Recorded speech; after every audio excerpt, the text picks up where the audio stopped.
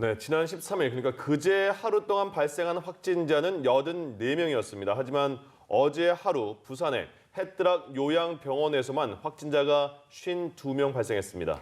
네, 하루 사이 신규 확진자 수가 큰 폭으로 늘어날 것으로 보이는데요. 자세한 내용은 취재 기자 연결해서 들어보겠습니다. 조한대 기자. 네, 어제 오전에 발표된 그제 신규 확진자 수는 84명이었습니다. 이 중 해외 유입이 31명이었고 국내 발생만 따져보면 53명이었습니다.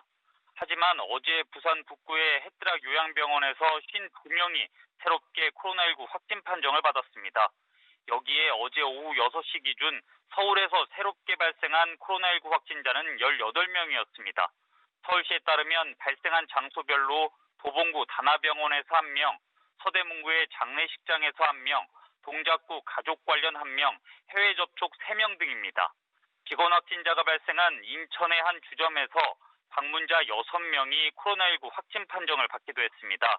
인천시는 인천시 남동구 모 주점을 방문한 주민 6명이 양성 판정을 받았다며 앞서 최초 확진 판정을 받은 주점 직원의 감염 경로를 조사 중이라고 밝혔습니다. 어제 부산과 수도권에서 집단 감염이 잇따라 확인되면서 오늘 오전 발표되는 신규 확진자 수는 하루 사이 큰 폭으로 증가할 것으로 보입니다.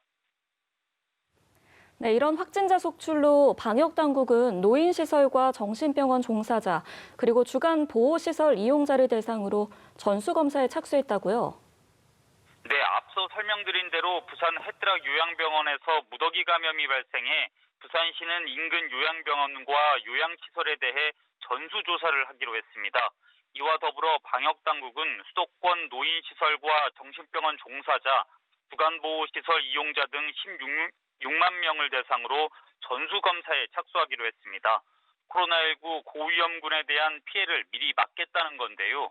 전수검사는 이달 중순부터 시작해 일주일 정도 걸릴 전망입니다.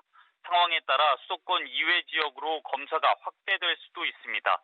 수도권에서는 친구, 지인 모임 등을 고리로 한 집단 감염이 이어졌는데요. 서울 영등포구 지인 모임, 경기 동두천시 친구 모임에서 확진자가 잇따른 겁니다. 개인 방역 수칙을 지키려는 노력이 필요해 보입니다. 지금까지 보도국에서 전해드렸습니다.